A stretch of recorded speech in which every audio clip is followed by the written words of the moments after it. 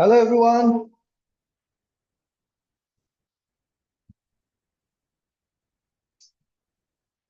Am I audible? Yes, sir. Audible. Thank you. Thank you.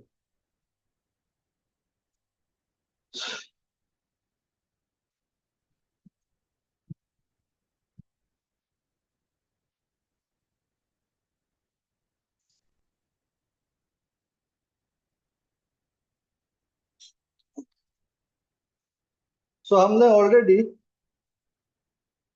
basic current, voltage, power and energy इसके ऊपर काफी सारी बातें की और मोटा मोटी हमको आइडिया हो गया है कि पावर क्या है, वोल्टेज क्या है, करंट क्या है, एनर्जी क्या है ना? किसी को कोई doubt? Anybody has any doubt? कोई सवाल है तो पूछ सकते हो अभी।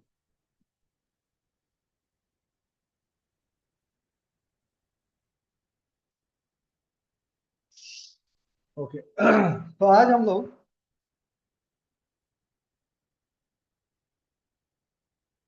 रेजिस्टेंस के ऊपर डिस्कस करते हैं।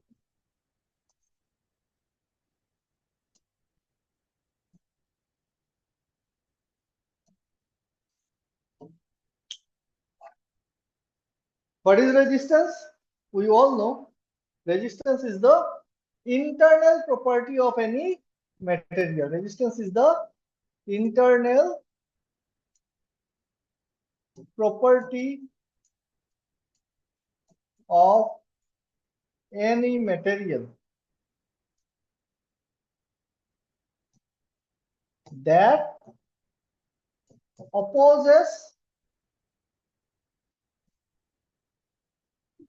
electric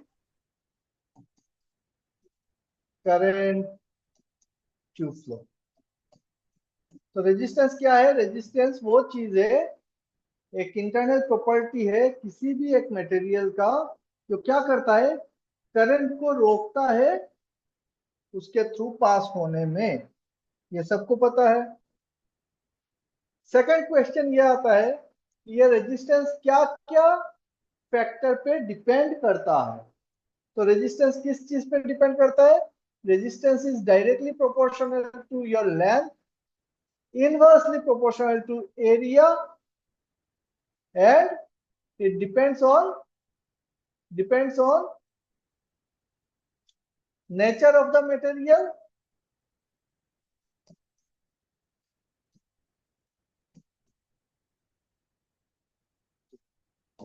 and temperature of the material, है ना?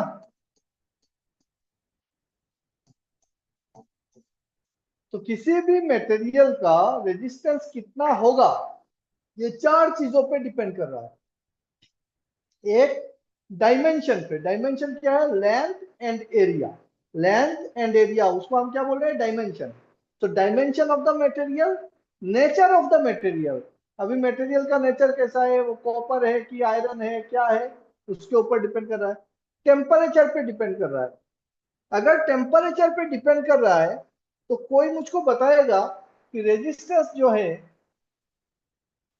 वो टेम्परेचर के बढ़ने से रेजिस्टेंस बढ़ेगा कि घटेगा? Anyone? If temperature increases then resistance increases or decreases?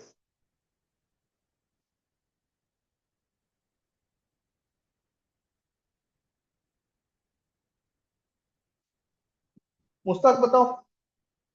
if temperature increases Increase.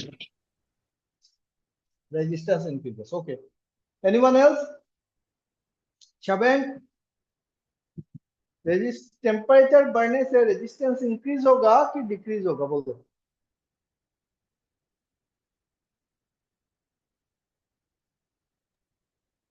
Increase होगा सर।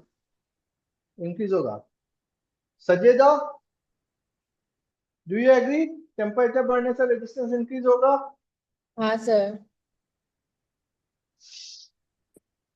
गलत जवाब। कल्पिता, इंक्रीज होगा कि डिक्रीज होगा?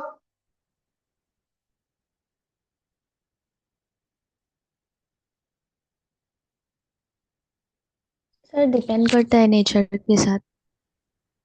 Exactly, it will depend on the nature of the material. अगर वो कंडक्टर है, अगर वो कंडक्टर है मतलब मेटल है, तो टेम्परेचर बढ़ने से रेजिस्टेंस क्या होगा? बढ़ेगा।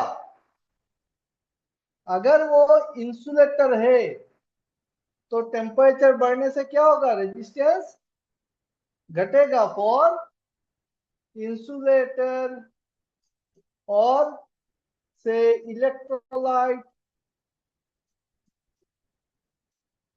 और semiconductor.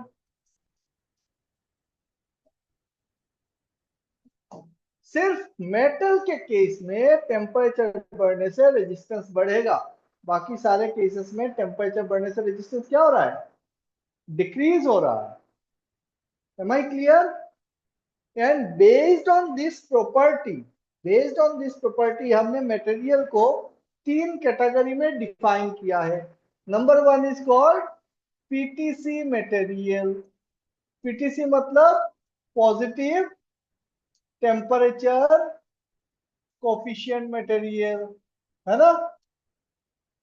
NTC material negative temperature coefficient material and ZTC zero temperature coefficient material. PTC material क्या है? वो सारे मेटल्स जिसका टेम्परेचर बढ़ने से रेजिस्टेंस बढ़ता है, मतलब resistance is directly proportional to temperature. वो सारे मटेरियल जिसका टेम्परेचर बढ़ने से रेजिस्टेंस कम होता है उनको हम बोलते हैं नेगेटिव टेम्परेचर एलिमेंट। और नेगेटिव टेम्परेचर को एलिमेंट या फिर कोफिशिएंट को क्या बोलते हैं हम लोग? R is inversely proportional to temperature. ZTC क्या है? These are alloys कि टेम्परेचर के बढ़ने से या घटने से रेजिस्टेंस को कोई फर्क नहीं पड़ता है। Resistance remain constant. Resistance remain constant, do not depend on temperature. तो इसको हम बोलते हैं ZTC, zero temperature coefficient material. Am I clear everyone?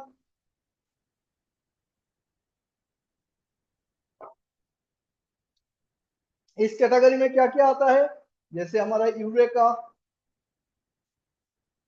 मैंगानीन,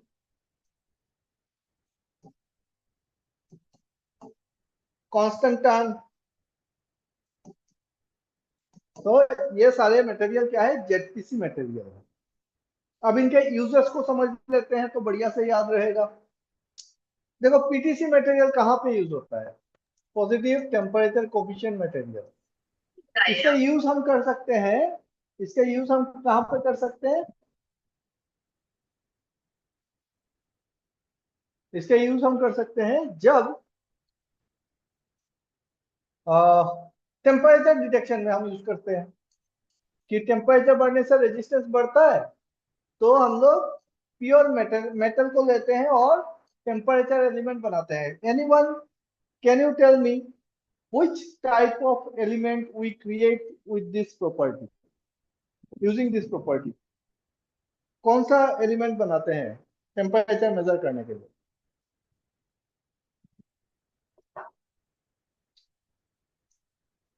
इस प्रॉपर्टी को यूज करके हम लोग इंडस्ट्री में कुछ एक एलिमेंट यूज करते हैं टेम्परेचर मेजर करने के लिए। एनीवन उस एलिमेंट का नाम बता सकते हो? टेम्परेचर मेजरिंग एलिमेंट, उसे हम बोलते हैं आरटीडी। ये आरटीडी क्या है? Resistance temperature detector. Resistance temperature detector. ये काम कैसे करता है? ये काम करता है इसी पे कि resistance of any pure metal is directly proportional to temperature. तो हम रेजिस्टेंस तो मेजर कर सकते हैं, किसी भी ब्रिज प्रिंसिपल पे लगा के हम लोग रेजिस्टेंस मेजर करेंगे तो हमको टेम्परेचर मिल जाएगा। This is the basic principle, resistance is directly proportional to temperature. कौन सा एलिमेंट? आरटीडी। आरटीडी क्या है? Resistance temperature detector. नॉर्मली हम लोग लो टेम्परेचर रेंज पे, लो टेम्परेचर जोन पे आरटीडी यूज करते हैं। क्यों? क्योंकि आरटीडी का जो लिनियरिटी है वो लो जोन पे बेटर है। जैसे जैसे टेम्परेचर बहुत हाई हो जाएगा तो वो नॉन लिनियर रिलेशनशिप शो करेगा। Am I clear? तो आप टू पकड़ लो 300 और 400 डिग्री सेंटीग्रेड तक बढ़िया काम करता है। फिर उसके ऊपर जाने से हम लोग क्या यूज करते हैं? हम लोग यूज करते हैं थर्मोकपल। टेम्परेचर मेजर करने के लिए क्या यूज करते हैं हम लोग? थर्मोकपल यूज होता है। ये थर्मोकपल क्या चीज है? Anyone? What is thermocouple? What is the basic principle of thermocouple?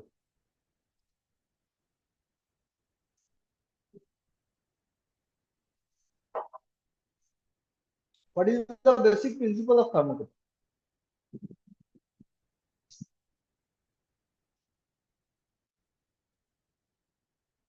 Basic principle of thermocouple is Seebeck effect. अब ये सीबेक इफेक्ट क्या है? सीबेक इफेक्ट क्या है?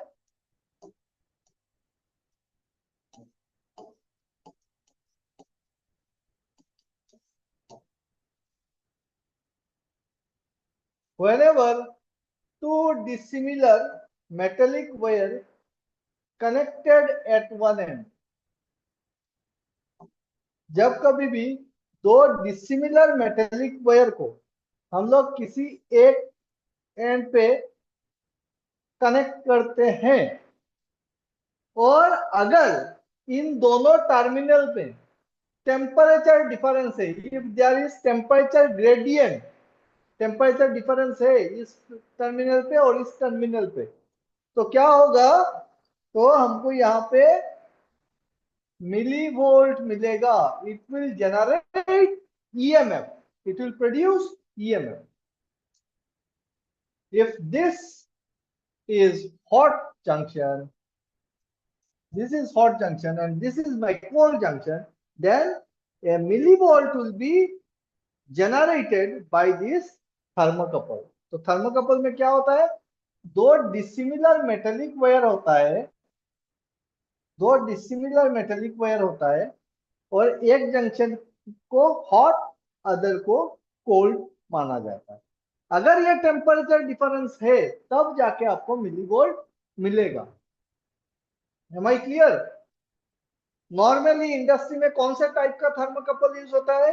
थर्मोकपल वेरियस टाइप के आते हैं, based on what? Based on the material chosen. ये दो मटेरियल क्या है उसके ऊपर बेस करके थर्मोकपल डिफरेंट टाइप के होते हैं। जैसे कि के टाइप थर्मोकपल होता है, आर टाइप थर्मोकपल होता है, जे टाइप थर्मोकपल होता है। तो अलग अलग मटेरियल के थर्मोकपल बनते हैं। हम लोग कौन सा यूज करते हैं? we use K-type thermocouple. We use K-type thermocouple in industry. The range of K-type thermocouple is approximately 0 to 1200 degree centigrade. तो ये काफी हाई रेंज तक जा सकता है। The material we used are called chromel and aluminum.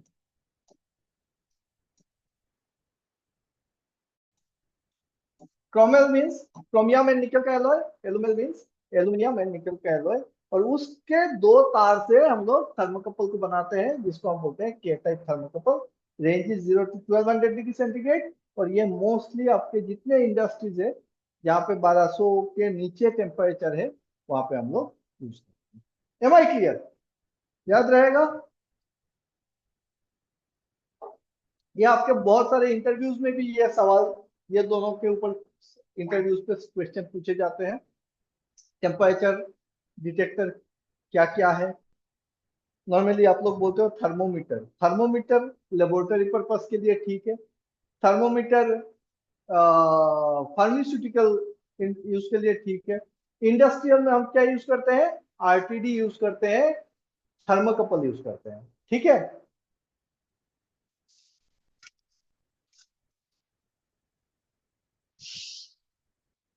और normally low temperature के लिए आरटीडी, हाई टेम्परेचर के लिए थर्मोकपल। यहाँ पे और दो बातें जान के रख सकते हो नॉलेज के लिए।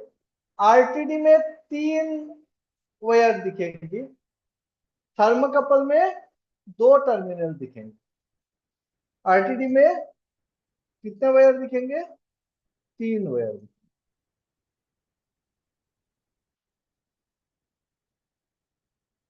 एक ही मटेरियल का है, सेम मटेरियल का है। एक तार में रेजिस्टेंस दिखाएगा, बाकी दो जो टर्मिनल है ये दोनों शॉर्टेड होते हैं, 0 रेजिस्टेंस होता है। इसके और इसके बीच में आपको रेजिस्टेंस दिखेगा, इसके और इसके बीच पे सेम रेजिस्टेंस दिखेगा, और इन दोनों के बीच पे रेजिस्टेंस कितना होगा? 0 होगा। ये दोनों शॉर्टेड होगा। ये कंपेंसेशन के लिए यूज किए जाते हैं, वो सब जरूरत नहीं है, इंस्ट्रूमेंटेशन में हम लोग पढ़ते हैं, है ना। So this is your RTD, this is your RTD.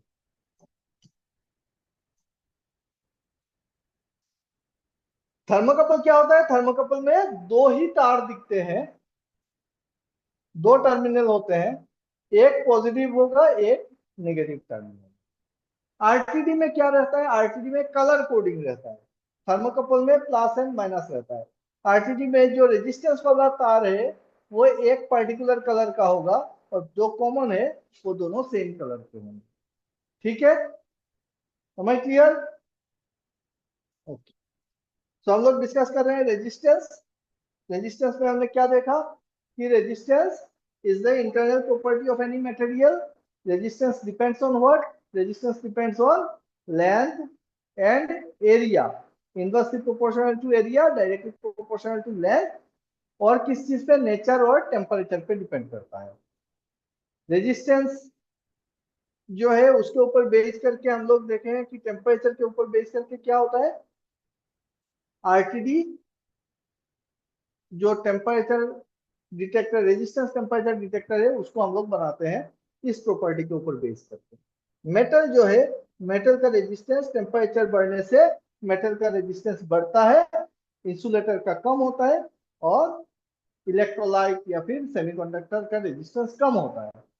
अब एक सवाल आप पूछ सकते हो कि सर ऐसा क्यों होता है कि मेटल के केस पे क्या होता है? रेजिस्टेंस जो है वो कम होता है, और इंसुलेटर के केस पे रेजिस्टेंस, सॉरी, मेटल के केस पे रेजिस्टेंस टेम्परेचर बढ़ने से बढ़ता है, इंसुलेटर के केस पे क्या होता है? कम होता है। ऐसा क्यों होता है?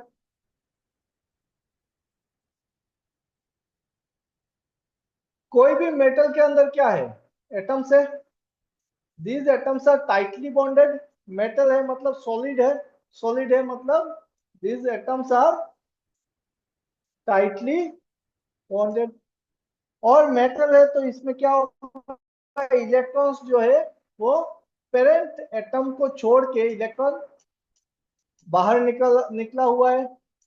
Metal is flooded with electrons, free electrons. जब फ्री इलेक्ट्रॉन निकलेगा तो जो पेरेंट एटम है वो पेरेंट एटम क्या बन जाएगा? पॉजिटिव आयन, इमोबाइल आयन बन जाएगा, है कि नहीं? ये सारे एटम जो है वो क्या है? इमोबाइल आयन बन चुके हैं, सबका इलेक्ट्रिक फील्ड है। अब इलेक्ट्रॉन क्या कर रहा है? जो फ्री इलेक्ट्रॉन है वो इलेक्ट्रॉन क्या करता है? तो इलेक्ट्रॉन इधर से इधर, इधर से इधर दौड़ता रहता है। है ना, इट इज फ्री। और जब ये किसी भी एटम के ऊपर से जा रहा है तो ये एटम इसको खींचेगा, because it is positively charge, electron is negatively charge, है ना, तो ये इसको खींच रहा है। सिमिलरली सिमिलरली जो इलेक्ट्रॉन है, एक इलेक्ट्रॉन दूसरे इलेक्ट्रॉन को रिपेल कर रहा है, तो एक इलेक्ट्रॉन जब फ्री पकड़ लो, ये इलेक्ट्रॉन चला और ऐसे गया, फिर से दूसरा इलेक्ट्रॉन मिला तो उसका पाथ चेंज हो गया। इसी ये जो एक कोलिशन से दूसरे कोलिशन के बीच का जो डिस्टेंस है, इसे हम कहते हैं मीन फ्री पाथ। क्या कहते हैं? मीन फ्री पाथ कहते हैं। अब देखो इलेक्ट्रॉन ऐसे ऐसे दौड़ रहा है, अभी मेटल में वो कोलिशन हो रहा है, इधर से उधर इधर से उधर, फ्री इलेक्ट्रॉन बहुत सारे हैं। क्लियर? इसी फ्री इलेक्ट्रॉन के कारण इलेक्ट्रिसिटी पास होगा। अब अगर ये कंडक्टर है तो क्या इससे इलेक्ट्रॉन तो फ्लो हो रहा है भाई, तो क्या इससे करंट पास हो रहा है? नहीं हो रहा है। क्यों नहीं हो रहा है? क्योंकि ये इलेक्ट्रॉन रैंडमली चल रहे हैं, तो जो नेट इफेक्ट होगा वो नेट इफेक्ट जीरो हो जाता है। फिर क्या होगा? हम लोग जब इसके दोनों तरफ पोटेंशियल डिफरेंस क्रिएट करेंगे, चाहे वो किसी भी मेथड से, हमने क्या किया, यहाँ पे पोटेंशियल डिफरेंस क्रिएट किया। जब पोटेंशियल डिफरेंस क्रिएट किया तो ये इलेक्ट्रॉन जो है, उसमें तो बहुत सारे इलेक्ट्रॉन है, निगेटिवली चार्ज है इस साइड और इस साइड पॉजिटिवली चार्ज है, तो इलेक्ट्रॉन को मिला पुश। वो इलेक्ट्रॉन क्या किया, एक पर्टिकुलर लाइन से फिर वाइब्रेट करने लगा या फिर फ्लो करने लगा। अब इलेक्ट्रॉन जो है वो देखो एक लाइन से फ्लो कर रहा है, इसका मतलब करंट पास हो रहा है। करंट कैसे पास होता है? एक्सटर्नल सर्किट पे जो करंट है वो कैसे पास होता है? पॉजिटिव टू नेगेटिव पास होता है, और इन बैटरी के अंदर में वो नेगेटिव टू पॉजिटिव होता है। अभी आप बोलोगे कि सर आप दिखा रहे हो उल्टा, पॉजिटिव से नेगेटिव इंटरनल में और एक्सटर्नल में नेगेटिव टू पॉजिटिव। तो फिर से रिमाइंड करा दूं, ये जो जा रहा है वो क्या जा रहा है? वो इलेक्ट्रॉन जा रहा है। इलेक्ट्रॉन क्या है? निगेटिवली चार्ज है। तो निगेटिवली चार्ज इलेक्ट्रॉन जिस डायरेक्शन से जाएगा, पॉजिटिव चार्ज या फिर कन्वेंशनल करंट उल्टा डायरेक्शन से फ्लो हो रहा है। मतलब कन्वेंशनल करंट जो है वो पॉजिटिव से निकलेगा और निगेटिव की तरफ आ रहा है, और बैटरी के अंदर क्या हो रहा है? निगेटिव से पॉजिटिव के जा रहा है। तो यहाँ पे कंफ्यूज ना होना। अब ये इलेक्ट्रॉन वाइब्रेट कर रहा है, अगर मैं यहाँ पे टेम्परेचर बढ़ा दूं, इस मेटल का टेम्परेचर बढ़े, जैसे जैसे करंट फ्लो होगा, इलेक्ट्रॉन्स एक दूसरे से कोलाइड करेगा, एनर्जी रिलीज होगा, तो अल्टीमेटली ये गर्म होगा, टेम्परेचर बढ़ेगा। जब टेम्परेचर बढ़ेगा तो इन इलेक्ट्रॉन्स को एनर्जी मिलेगी और ये ज्यादा वाइब्रेट करेंगे। एक्चुअली में तो ऐसे फ्लो नहीं करता है ना इलेक्ट्रॉन, एकदम पास से ऐसे अच्छे बच्चों की तरह थोड़ी ना पास करता है, वो तो वाइब्रेट कर रहा है। तो एक दूसरे से बहुत जोर से वाइब्रेट करेगा, जैसे जैसे एनर्जी मिलेगा वो उतना ज्यादा जोर से वाइब्रेट करेगा। जैसे जैसे वाइब्रेट करेगा क्या होगा? उसका कोलिशन और बढ़ेगा, तो रेजिस्टेंस और बढ़ेगा। In case of metal, free electrons है, टेम्परेचर देने से इलेक्ट्रॉन को एनर्जी ज्यादा मिलती है, वो वाइब्रेट ज्यादा करते हैं, ज्यादा कोलिशन होता है, तो रेजिस्टेंस भी ज्यादा होते हैं। Am I clear?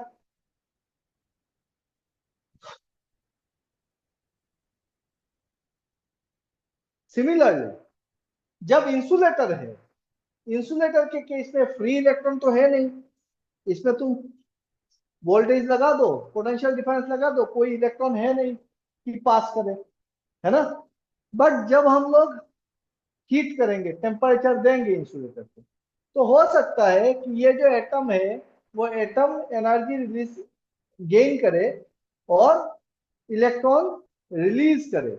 इलेक्ट्रॉन अगर रिलीज करेगा तो इससे करंट पास होना स्टार्ट हो जाएगा, और अगर करंट पास होता है इसका मतलब क्या हुआ? रेजिस्टेंस उसका घट गया। सिमिलरली सेमीकंडक्टर के केस में, सेमीकंडक्टर के केस में क्या होता है? At absolute zero temperature, absolute zero temperature semiconductor acts as a insulator. Absolute zero पे semiconductor acts as a insulator, उसमें कोई इलेक्ट्रॉन या होल नहीं है। जैसे जैसे टेम्परेचर बढ़ाओगे at room temperature, semiconductor behaves as a conductor. उसमें क्या होता है, थर्मली जनरेटेड इलेक्ट्रॉन प्रोड्यूस होते हैं। इलेक्ट्रॉन कंडक्शन बैंड से वैलेंस बैंड से कंडक्शन बैंड में जाता है, होल क्रिएट होता है। तो जैसे जैसे टेम्परेचर बढ़ता है, सेमीकंडक्टर के थ्रू करंट पास होना शुरू होता है, तो उसका रेजिस्टेंस क्या हुआ, घट गया। अब समझ में आया? Am I clear?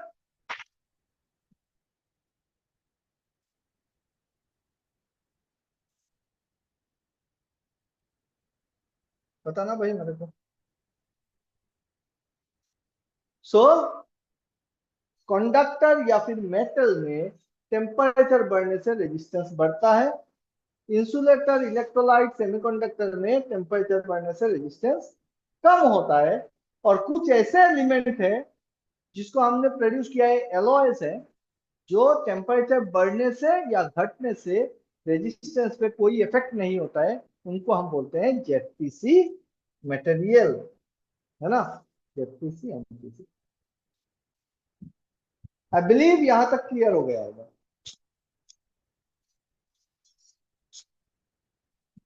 Can anyone tell me, यहां से हमने ये देखा कि पीटीसी मटेरियल जो है वो कब काम में आता है, आरटीडी बनाने के काम में आ रहा है। अच्छा, कौन सा मटेरियल यूज करते हैं फिर आरटीडी में?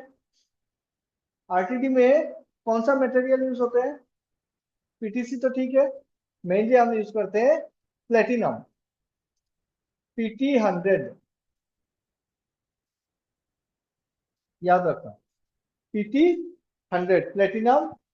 और जिसका प्लेटिनम का क्या होता है, at 0 degree centigrade 100 ohm resistance है, इसीलिए इसे बोला जाता है PT100, प्लेटिनम 100, ये यूज करते हैं। चलो ठीक है। अब मुझको बताओ जेडपीसी मटेरियल का क्या काम है, क्यों जरूरत पड़ी हमको? एनीवन? जेडपीसी मटेरियल का क्या जरूरत है?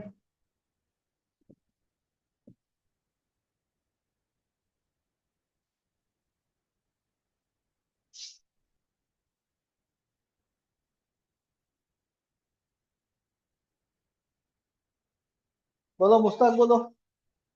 What is the use of ZPC material?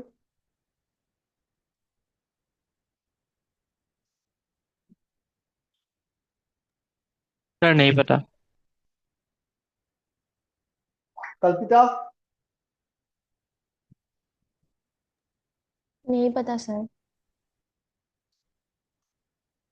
देखो, अगर हम मेटल लेते हैं तो टेम्परेचर के साथ रेजिस्टेंस बढ़ जाएगा। इंसुलेटर का सवाल नहीं होता है। पकड़ लो, मुझको क्या बनाना है, मुझको एक एमीटर बनाना है। क्या बनाना है? एक एमीटर बनाना है। एमीटर क्या होता है? करंट मेजरिंग इंस्ट्रूमेंट, है ना। एमीटर से हम क्या करते हैं, करंट मेजर करते हैं। अच्छा, एमीटर जो है उसको सीरीज में कनेक्ट करते हो कि पैरेलल कनेक्ट करते हो?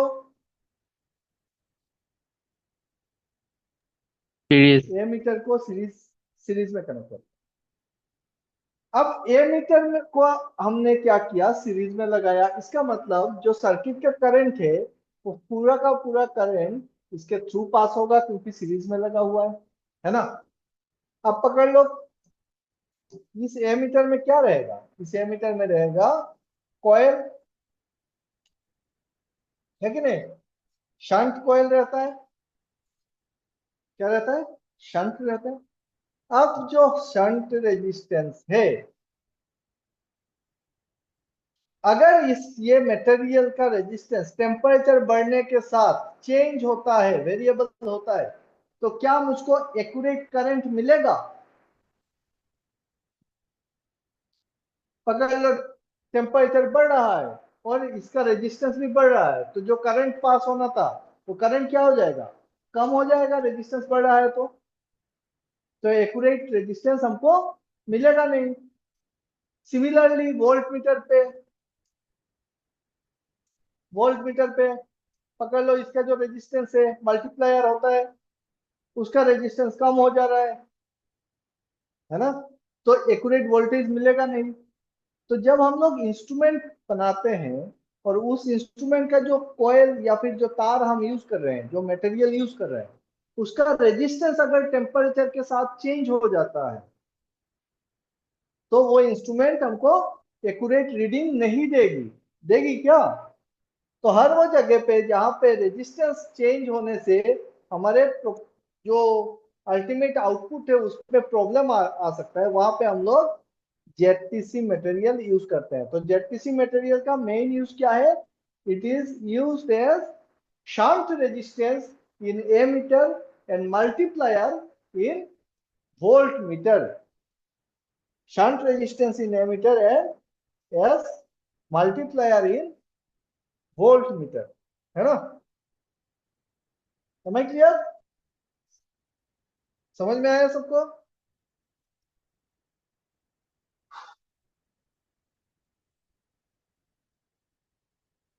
समझ में आया? एक बात बताओ, अच्छा यहां तक क्लियर हुआ कि नहीं हुआ रे?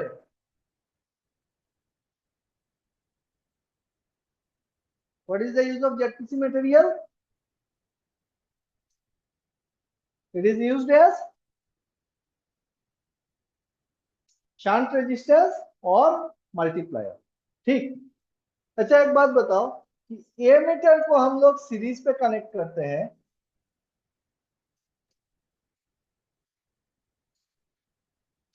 वोल्ट मीटर को हम लोग पैरेलल कनेक्ट करते हैं। ऐसा क्यों? व्हाई वी डू सो?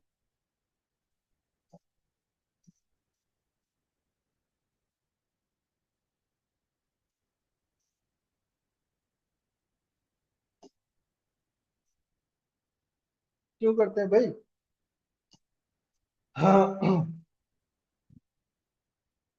कोई बोलेगा मेरे को एमीटर को सीरीज में और वोल्ट मीटर को पैरेलल क्यों कनेक्ट किया जाता है? सर एमीटर करंट कैलकुलेट करता है, वोल्टमीटर वोल्टेज। हाँ वो तो ठीक है, तो वोल्ट मीटर को पैरेलल कनेक्ट करने का क्या मतलब बनता है, क्यों करते हैं? अगर मैं उल्टा कर दूं, वोल्ट मीटर को सीरीज में और ए मीटर को पैरेलल में कनेक्ट कर दूं तो क्या होगा?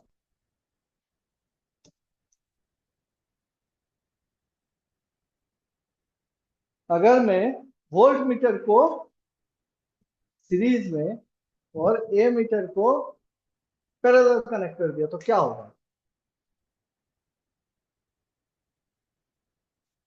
वोल्ट मीटर में क्या होगा, ए मीटर में क्या होगा, बोलो।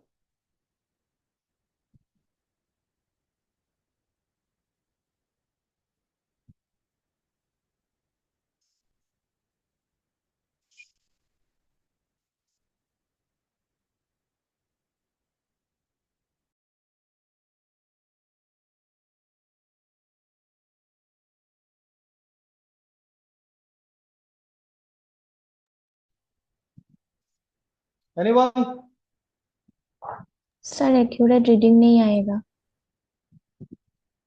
चलो ठीक है, एक्यूरेट नहीं आएगा, होगा क्या वोल्ट मीटर में क्या होगा और ए मीटर में क्या होगा?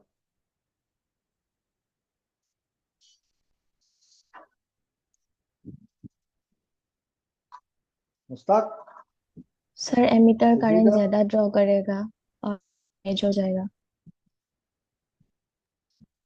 सर एक में जीरो वोल्ट आएगा और मीटर। एक में इन्फिनिटी। सर हम्म वोल्ट मीटर क्या शो करेगा? 0 वोल्ट शो करेगा, है ना? क्योंकि दिस पॉइंट और दिस पॉइंट, इन दोनों में तो पोटेंशियल डिफरेंस है ही नहीं। ठीक। और एमीटर क्या करेगा? एमीटर जल जाएगा। आपका मल्टीमीटर जो है, मल्टीमीटर देखे हो ना, मल्टीमीटर को आप ये रहा मल्टीमीटर, इसमें तो वोल्टेज सेटिंग होता है, करंट सेटिंग होता है कि नहीं। मल्टीमीटर को अगर मैं पकड़ लो एम्पियर में लगा के वोल्टेज चेक करूं तो क्या होगा। एम्पियर में मल्टीमीटर को सेट करके वोल्टेज चेक करूं तो क्या होगा, मल्टीमीटर का फ्यूज उड़ जाएगा, या फिर अगर फ्यूज नहीं है तो एमीटर का कॉइल जल जाएगा। क्यों? अरे एमीटर मेजर करता है करंट, उसमें क्या होता है, एकदम लो रेजिस्टेंस होता है ना, शंट रेजिस्टेंस होता है।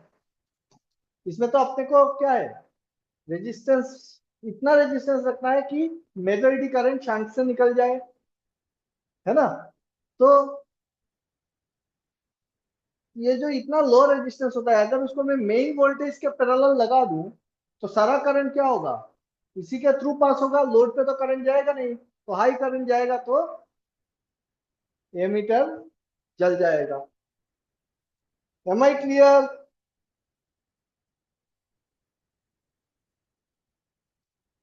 समझ में नहीं आया है तो बोलो, समझ में आया है तो भी बोलो। क्या होता है, एमीटर में लो रेजिस्टेंस रहता है, शांत रेजिस्टेंस, जिसके चलते एमीटर को अगर पैरेलल कनेक्ट कर दिए तो वो जल जाएगा। वोल्ट मीटर को आप सीरीज में कनेक्ट कर सकते हो, वो कोई रीडिंग दिखाएगा नहीं, जीरो दिखाएगा, शो करेगा, लेकिन एमीटर को पैरेलल कनेक्ट नहीं कर सकते हैं, वो जल जाएगा। ओके एवरीवन,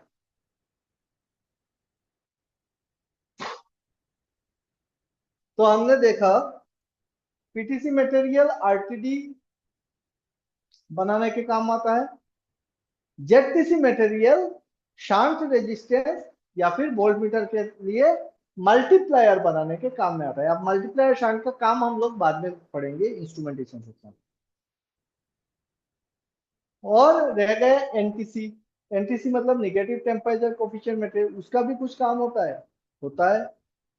क्या काम आता है इलेक्ट्रिकल में, हम लोग थर्मिस्टर बनाने में हम लोग एनटीसी मटेरियल यूज करते हैं। टेम्परेचर स्विच बनाने में एनटीसी मटेरियल का यूज। ओके, चलो ठीक है।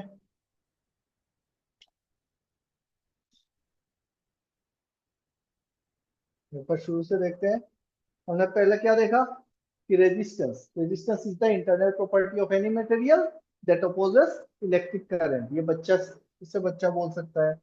रेजिस्टेंस किस चीज पे डिपेंड करता है, लेंथ पे डिपेंड करता है, एरिया पे डिपेंड करता है, नेचर ऑफ द मटेरियल पे डिपेंड करता है, और टेम्परेचर पे डिपेंड करता है। फिर हमने देखा कि टेम्परेचर बढ़ने से रेजिस्टेंस बढ़ेगा कि घटेगा, कंडक्टर होगा तो बढ़ेगा, इंसुलेटर होगा तो घट जाएगा।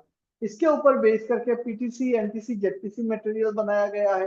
पीटीसी मटेरियल से आरटीडी बनता है, जेडटीसी मटेरियल से शांट एंड मल्टीप्लायर बनता है, और एनटीसी मटेरियल से थर्मिस्टर बनते हैं। इतना चीजें हमारा क्लियर हो गया। आरटीडी जो है वो लो टेम्परेचर डिटेक्टर एलिमेंट होता है, और मोस्टली हम लोग यूज करते हैं प्लेटिनम 100, ये यूज होता है। उसी के साथ हमने बात कर ली थर्मोकपल की, जो इससे रेजिस्टेंस से कोई लेना देना नहीं है, लेकिन टेम्परेचर मेजर करने के लिए हम लोग यूज करते हैं थर्मोकपल। थर्मोकपल का प्रिंसिपल सीबेक इफेक्ट। ये जितनी सारी बातें मैं कर रहा हूं तो या तो आपके रिटन एग्जाम्स के लिए जरूरी होगी या फिर इंटरव्यू में पूछा जाएगा। तो किसी भी इंटरव्यू में जाओ, ये सवाल करता है कि भाई थर्मोकपल का बेसिक प्रिंसिपल बताओ, तो क्या है, सीबेक इफेक्ट है। सीबेक इफेक्ट क्या होता है कि दो डिसिमिलर मेटेलिक वायर को अगर हम कहीं पे एक जंक्शन पे कनेक्ट कर दे, और दोनों जंक्शन के बीच में अगर टेम्परेचर डिफरेंस हो, तब जाके मुझको यहाँ पे ईएमएफ मिलता है। मिलीवोल्ट जनरेट होता है, मिलीवोल्ट जनरेट होता है, ईएमएफ जनरेट होता है ना। थर्मोकपल का टाइप क्या क्या है, के टाइप है, आर टाइप है, जे टाइप है, अलग अलग टाइप के होते हैं। हम इंडस्ट्री में क्या यूज करते हैं, वी यूज के टाइप थर्मोकपल, जिसमें क्रोमल एंड एल्यूमिनियम, ये दो मटेरियल यूज होते हैं। 0 to 1200 डिग्री सेंटीग्रेड इसका रेंज रहता है। आरटीडी में नॉर्मली 3 टर्मिनल दिखते हैं, थर्मोकपल में 2 टर्मिनल दिखते हैं। थर्मोकपल में मिलीवोल्ट जनरेट होता है डीसी, तो इसमें प्लस माइनस साइन रहता है। आरटीडी डिफरेंट कलर के रहते हैं, दो कॉमन रहता है, एक रेजिस्टेंस रहता है। और क्या बात किया हमने, हमने बात किया कि क्यों टेम्परेचर बढ़ने से रेजिस्टेंस बढ़ता है in case of metal, temperature बढ़ने से रेजिस्टेंस कम हो जाता है in case of insulator and semiconductor. फिर हमने बात किया कि एमीटर और वोल्ट मीटर में जेडटीसी मटेरियल का शांट एंड मल्टीप्लायर यूज होता है और इनका कनेक्शन कैसे करना है ना। हम सबको और क्या पता है कि आर जो रेजिस्टेंस है किसी भी एलिमेंट का, अगर मुझको रेजिस्टेंस निकालना है तो हमारे पास एक फॉर्मूला है R is equal to rho L upon A, जहां पे आर तो रेजिस्टेंस है ओम, रो क्या है, रो is called specific resistance,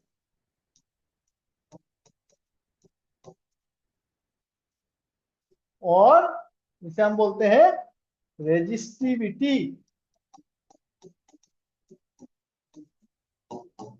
resistivity तो रो क्या हो गया, रेजिस्टिविटी और स्पेसिफिक रेजिस्टेंस, इसको हम डिफाइन कैसे कर सकते हैं कि भाई rho is equal to R into A upon L.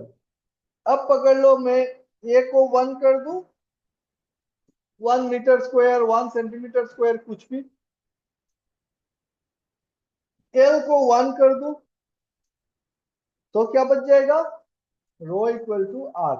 मतलब स्पेसिफिक रेजिस्टेंस और resistivity is the resistance of a unit volume of the material, length 1 and area 1।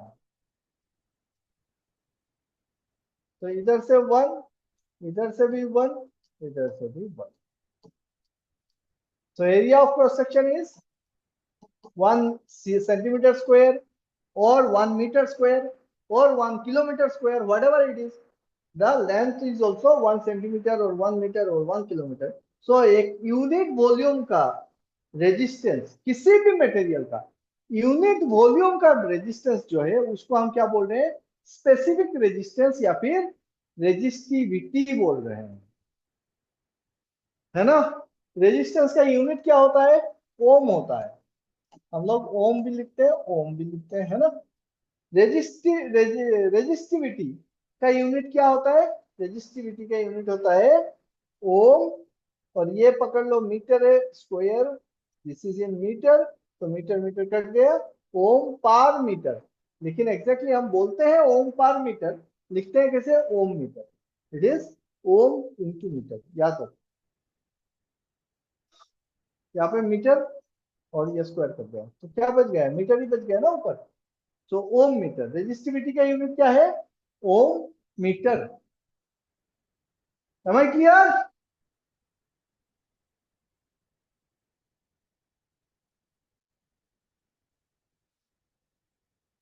तो रेजिस्टेंस डिस्कस कर लिए, अब थोड़ा सा डिस्कस कर लेते हैं कंडक्टेंस। कंडक्टेंस क्या है, resistance is the opposition, conductance is the ease of flow, तो it is reciprocal of resistance, reciprocal of resistance is called conductance.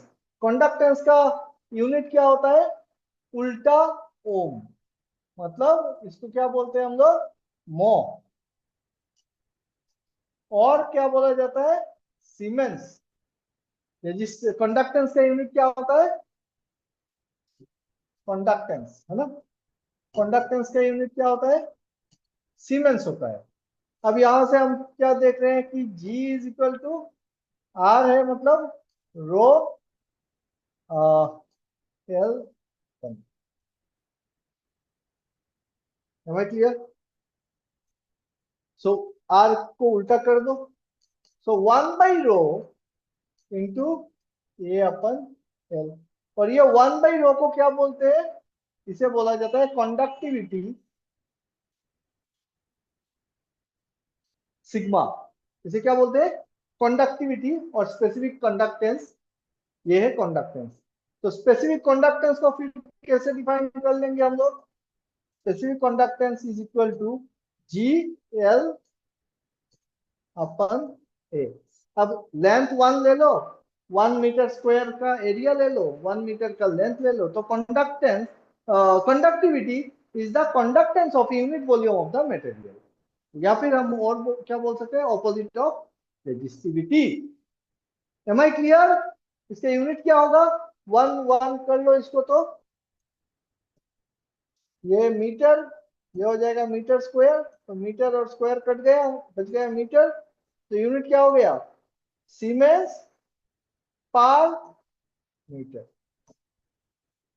Siemens पर मीटर, सीमेंस पर मीटर, या फिर मो पर मीटर, मो पर मीटर और सीमेंस पर metre is the unit of conductivity. Am I clear?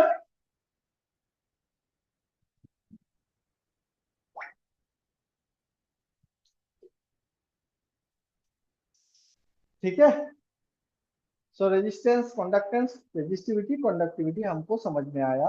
अब सिर्फ लास्ट टॉपिक डिस्कस करके आज का लेक्चर खत्म करेंगे कि हमने देखा रेजिस्टेंस जो है वो किस पे डिपेंड कर रहा है, length and area, that means it is depending on the dimension और नेचर एंड टेम्परेचर पे। तो रेजिस्टिविटी किस चीज पे डिपेंड करेगा,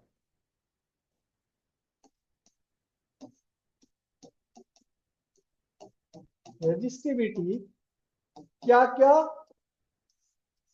प्रॉपर्टीज पे डिपेंड करेगा, resistivity, anyone? Resistivity will not depend on length or area. It is independent of dimension of the material. Resistivity depends on nature of the material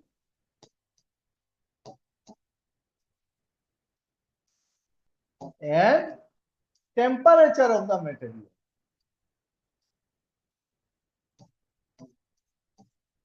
resistivity किस पे डिपेंड करता है, नेचर पे depend करता है, temperature पे depend करता है, डायमेंशन पे डिपेंड नहीं करता है। ठीक, M I clear?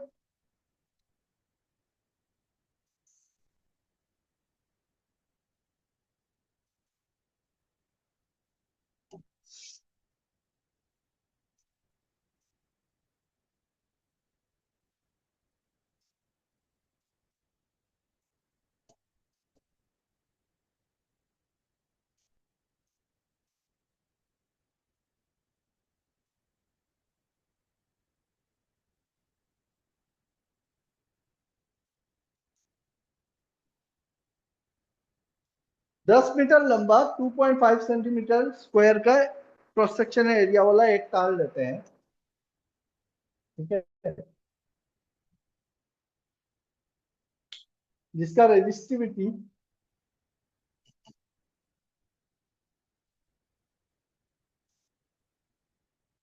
0.00678 Om metre है।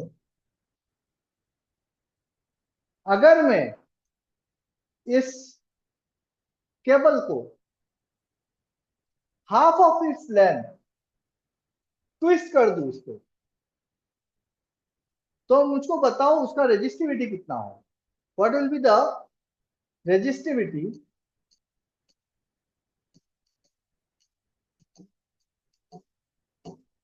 if the wire is folded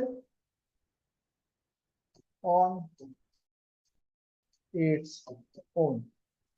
उसी के ऊपर अगर मैं डबल कर दूं तो उसका रेजिस्टिविटी कितना होगा,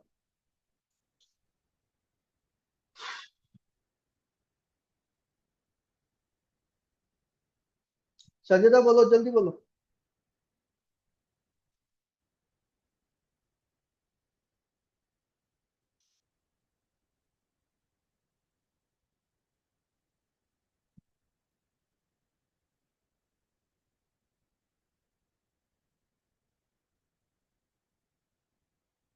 चबे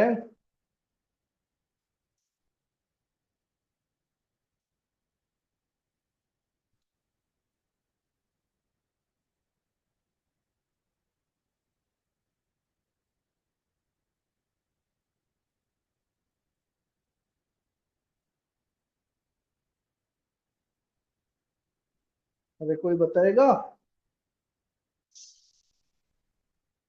सर सेम होबो। Exactly. Resistivity does not depend on the dimension of the material। मैं इस तार को काटूं, खींचूं, कुछ भी करूं, जब तक इसका टेम्परेचर चेंज नहीं हो रहा है, if the temperature remains same, इसका रेजिस्टिविटी चेंज नहीं होगा। जब तक टेम्परेचर चेंज नहीं होगा या फिर मटेरियल चेंज नहीं करेंगे, इस वायर का रेजिस्टिविटी चेंज नहीं होगा, रेजिस्टिविटी विल रिमेन कांस्टेंट। ठीक है, चाहे तुम इसको डबल कर लो, हाफ कर लो, रेजिस्टेंस चेंज हो जाएगा, रेजिस्टिविटी चेंज नहीं होगा। क्योंकि रेजिस्टिविटी जैसे ही हम इसका निकालने जाएंगे, हम तो यूनिट वॉल्यूम ही कंसिडर करेंगे ना, हम तो इसे यूनिट वॉल्यूम निकालेंगे, चाहे वो कितना लंबा है कितना छोटा है, उससे क्या मतलब, है ना। सो इसी के साथ आज का लेक्चर खत्म करते हैं। रेजिस्टेंस, रेजिस्टिविटी, कंडक्टेंस, कंडक्टिविटी को एक बार आप लोग भी अच्छे से देख लो। कल कुछ न्यूमेरिकल्स करेंगे इसके ऊपर, ठीक है, रेजिस्टेंस के डायमेंशनल एनालिसिस के ऊपर, रेजिस्टेंस कंडक्टेंस का, और फिर रेजिस्टेंस लेके आगे बढ़ेंगे। ओके एवरीवन, कल मिलते हैं 9 बजे। Thank you very much. Good night everyone. Good night sir.